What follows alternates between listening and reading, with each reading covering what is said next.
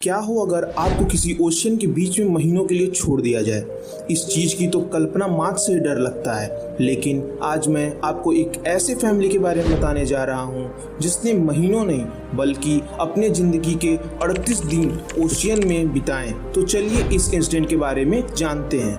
ये घटना 1971 के 47 वर्षीय डॉगल रॉबर्टसन की है, जो कि इस रियल इंसिडेंट के लीडिंग कैरेक्टर हैं। ये अपने यंगर एज में ओशियन के बारे में काफी इंटरेस्ट रखते थे। डॉगल रॉबर्टसन अपनी पढ़ाई पूरी करके ब्रिटिश मर्चेंट नेवी को ज्वाइन कर लिया, जहाँ पे इनकी मुलाकात लेन नाम की एक लड़की से हुई। साल बाद रॉबर्टसन और लेन ने शादी कर ली और शादी के बाद वो दोनों मेडॉस फॉर्म में रहने लगे। डॉगलस रॉबर्टसन ने नेवी छोड़ के डेयरी फार्म चलाने लगे, लेकिन वो कभी भी ओशियन को भूल नहीं पाए। शादी के बाद इनके कुल 4 बच्चे हुए, लेकिन इनका डेयरी फार्म इनको कोई प्रॉफिट नहीं दे पा रहा था। डॉगलस रॉबर्टसन के पास इतना पैसा भी नहीं था कि वो अपने 4 बच्चों को सही से रख पाएं और उनकी एजुकेशन करा पाएं। जहां तक उनकी कंडीशन इतनी बुरी हो गई कि वो अपने घर का इलेक्ट्रिसिटी बिल तक नहीं भर पा रहे थे। एक दिन उनका छोटा बेटा रॉबर्टसन से पूछता है कि क्यों हम लोग एक वर्ल्ड एक्सप्लोरेशन पे नहीं जाते।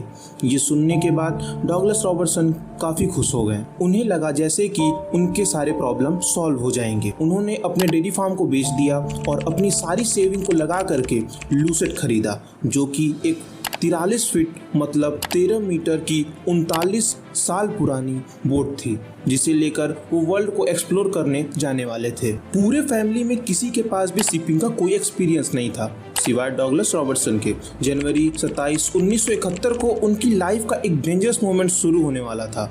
इस दिन ही वो अपने पूरी फैमिली के साथ वर्ल्ड को एक्सप्लोर करने के जर्नी को शुरू कर रहे थे। कुछ दूर लूसेट के साथ ट्रेवल करने के बाद पहला प्रॉब्लम जो उनके सामने आया वो था एक समुद्री तूफान, जिसने इनकी लगभग जर्नी को खत्म ही कर दिया था।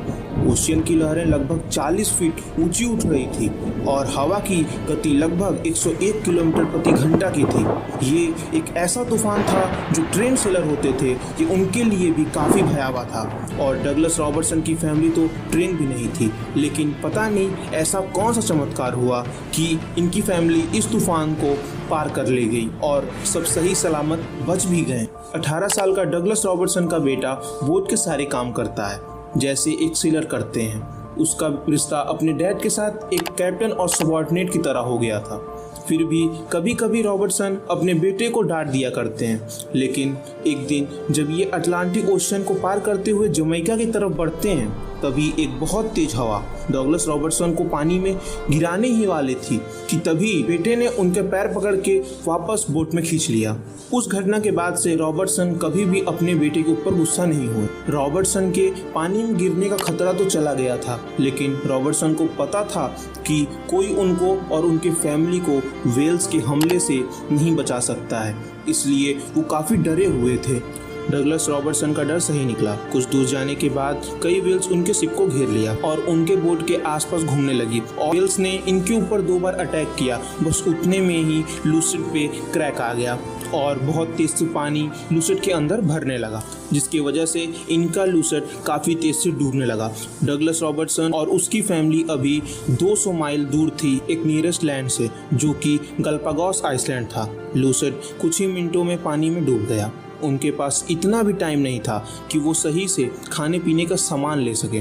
लूसेट से वो लोग जल्दी ही लाइफ बोट में चले गए, जो कि लूसेट से जुड़ा था। लूसेट के डूबने तक उन लोगों ने 10 दिन का खाने पीने का सामान इकट्ठा कर लिया था। वो लोग जमीन से बहुत दूर थे और जहाँ थे वहाँ पर ना तो कोई शिपिंग रूट था, तो उन्हें पता था कि वहाँ कोई भी रेस्क्यू टीम उन्हें रेस्क्यू करने नहीं आने वाली है। इसलिए डगलस रॉबर्टसन ने अपने फैमिली को कहा कि चांस है कि हम लोग इस ओशियन से बच के बाहर भी ना निकल सकें।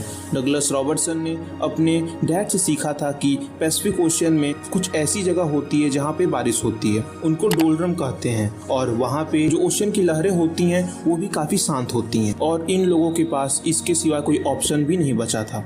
वो लोग डोलड्रम के तलाश में निकल दिए। ओशियन में रहते रहते उन लोगों को टर्टल और फिश पकड़ने आ गया था। लेन एक सर्टिफाइड नर्स थी, इसलिए उसे पता था टर्टल से उन्हें कितने न्यूट्रिशन मिलेंगे डगलस रॉबर्टसन ने सर्वाइवल करने के लिए टर्टल का ब्लड पीना भी सीख लिया था। लूसेट के डूबने के 7वें दिन उनको एक कंटेनर से लदा शिप दिखा, तो सिग्नल देने के लिए उन लोगों ने फ्लेयर गन चला दिया, लेकिन वो सक्सेसफुल नहीं हुए और शिप वाले भी इन लोगों को नोटिस नहीं किया और उनका सर्वाइवल फिर से शुरू हो गया। लेकिन एक अच्छी बात थी कि डोल्ड्रम एरिया से वो लोग काफ़ी पीने का पानी भर लिए थे, लेकिन उनका लाइफ बोट उनका साथ नहीं दे रहा था। डोल्ड्रम एरिया अच्छा तो था, लेकिन बारिश की वजह से उनके लाइफ बोट में बार बार पानी भर जा रहा था। उन लोगों को कई दिन हो गए थे बिना अच्छे से सोए हुए। वो लोग रोज कोई ना कोई प्रॉब्लम में फंस जाते थे, लेकिन जो सबसे बड़ा प्रॉब्लम था वो था कि टर्टल का ब्लड बारिश के पानी से मिल करके सारे खाने को खराब कर दे रहा था और टर्टल के ब्लड के फैलने से